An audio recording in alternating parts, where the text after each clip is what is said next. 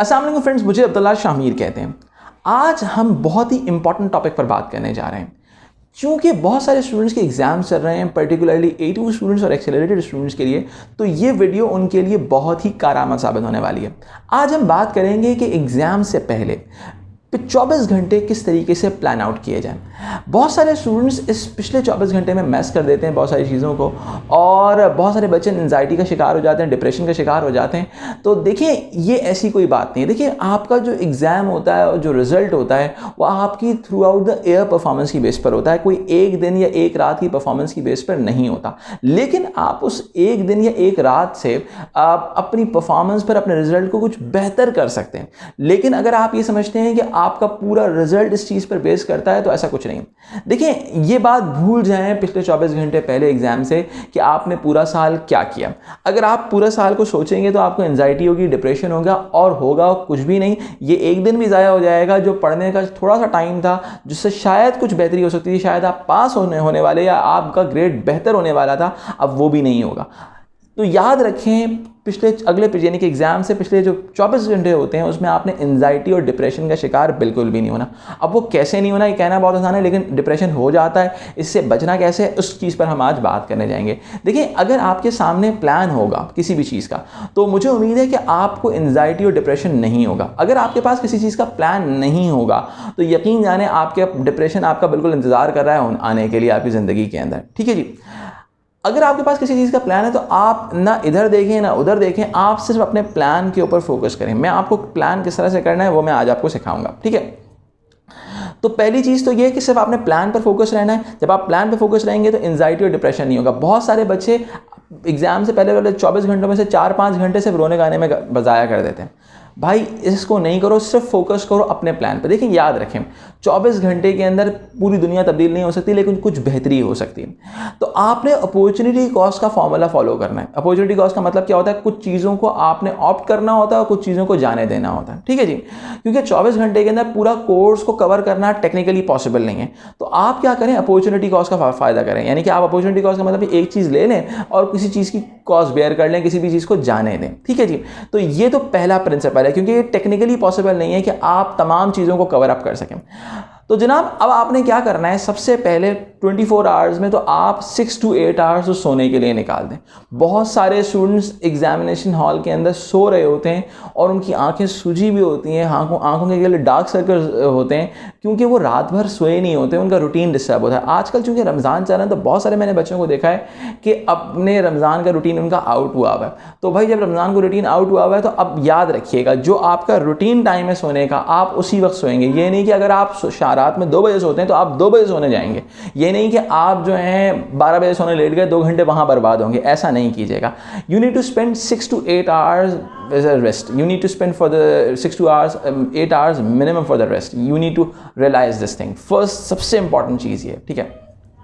अब आपके पास रह गए 16 आवर्स। अब आपने 16 आवर्स को प्लान कैसे करना है? देखिए जी, याद रखिएगा, 2 चीज़ें सबसे इंपॉर्टेंट है एग्जाम से पहले ये कि मॉक प्रैक्टिस सबसे पहले, नंबर 2 रिवीजन। ठीक है, मॉक प्रैक्टिस आपको एग्जाम के अंदर, ड्यूरिंग द एग्जाम, आपको एंजाइटी से बचाती है। याद रखिएगा, आप एक अपने कंडीशन के अंदर, अपनी नेचुरल कंडीशंस के अंदर आप जो अटेम्प्ट कर रहे हैं पेपर को एक पर्टिकुलर टाइम लिमिट के अंदर, तो बेटा इसकी प्रैक्टिस आपको एग्जाम के अंदर एंजाइटी में परेशान होने से बच जाओगे। आप बहुत ज़्यादा बच जाओगे, आप बोलोगे, क्योंकि आप एक दिन पहले भी उसी तरह की कंडीशन से गुजरे होगे। तो आप क्या करें, अपने टीचर्स की हेल्प से या खुद कोई पास्ट पेपर्स को लेते हुए कोई 2 पास्ट पेपर्स निकाल लें। आपने इन 2 पास्ट पेपर्स को सॉल्व लाजमी करना है। अगर आप नहीं करके जा रहे हैं तो बेटा एक बहुत बड़ा नुकसान होगा, पेपर रह जाएगा और आप एंजाइटी का शिकार हो, क्योंकि आप उस प्रोसेस का शिकार, आप उस प्रोसेस का बिल्कुल शिकार नहीं हुए। जिस तरह से, बहुत सिंपल सी बात है, कोई भी क्रिकेट टीम कहीं पे सीरीज़ खेलने जाती है तो सबसे पहले उसको वार्म अप मैचेस कराए जाते हैं। वार्म अप मैचेस से क्या होता है कि वो कंडीशंस का वो थोड़ा सा वो उस कंडीशंस के अंदर एडजस्ट होने की कोशिश कर रहे होते हैं। ठीक है जी। अब उसके बाद, अब आपके पास ये आपने 6 आवर्स हटा दिए आपने मॉक प्रैक्टिस के लिए। अब आपके पास बचे 10 आवर्स फॉर द रिवीजन। ठीक है, अब आप इसको 60-40 के रेशो पे डिवाइड करें। 60-40 का रेशो किस तरह डिवाइड करना है?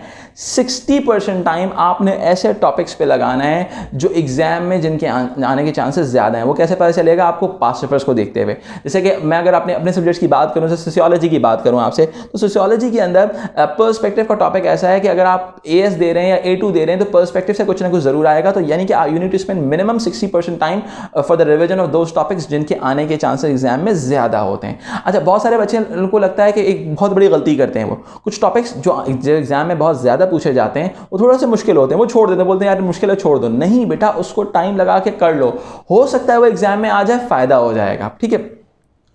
अब अच्छा याद रखिएगा, 24 आवर्स पहले कोई नया महाज स्टार्ट नहीं करना। नया महाज स्टार्ट नहीं करने का मतलब ये कोई नया टॉपिक लेके नहीं बैठिएगा, बहुत टाइम ज़्यादा ज़ाया होगा आपका।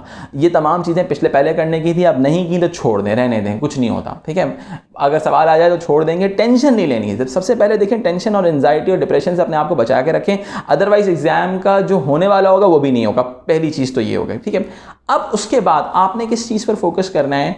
आपने ये तमाम चीज़ों पे फोकस कर लिया, 60% टाइम आपने ऐसे टॉपिक्स पे दे दिया जो जिनके आने के चांसेस एग्जाम में ज़्यादा होते हैं। ठीक है, फिर 40% टाइम आप ओवरऑल रीडिंग पे स्पेंड करें।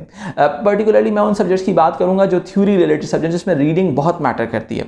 रीडिंग से होता यह है कि आप पास सैम्पल आंसर्स को रीड करें, आप जो है बुक को रीड करें, इससे आपका बहुत ज़्यादा बेटर होगा, आंसर्स बेटर हो सकते हैं। क्यों? क्योंकि आप जब 40% टाइम जो आपने स्पेंड किया होगा रीडिंग में, तो हो सकता है कुछ नए आइडियाज आपके आंसर्स को बेहतर बना सकें। ठीक है, अच्छा it's totally up to you कि जो 6 आवर्स हमने निकाले थे मॉक प्रैक्टिस के लिए, रिवीजन, मेरा मशवरा है कि अगर आपकी प्रिपरेशन अच्छी है तो पहले मॉक कर लें, फिर रिवीजन करते रहिएगा।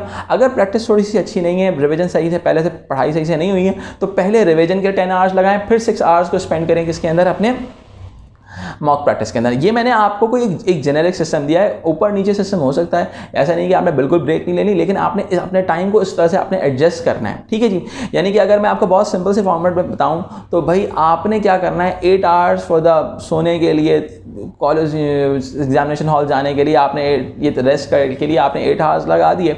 इसके बाद 6 आवर्स आपने मॉक प्रैक्टिस के लिए लगाए आपने, ठीक है, जिसमें आप बेशक ब्रेक वगैरह लेते हुए करेंगे। फिर 4 आवर्स आपने रीडिंग के लिए लगाए और 6 आवर्स इंपॉर्टेंट टॉपिक्स के लिए लगाएं। तो इस तरीके से आपने अपने 24 आवर्स को प्लान करना है और आपने सिर्फ इस चीज़ को देखना है, दुनिया की किसी भी चीज़ को नहीं देखना। आपने ये देखना ही नहीं कि मैंने इतनी मोटी बुक पूरा साल नहीं पढ़ी, मैंने ये नहीं किया। जो किया है उस पर काम करो। 24 आवर्स बिफोर द एग्ज़ाम उन चीज़ों पे काम करने के लिए होता है जो आपने किया है पूरा साल, कोई नया महाज नहीं खोल लेना। Best of luck for the all the students जो एग्जाम में अपेयर हो रहे हैं। अपना बहुत ख्याल रखिए, मुझे दुआओं में याद रखिएगा।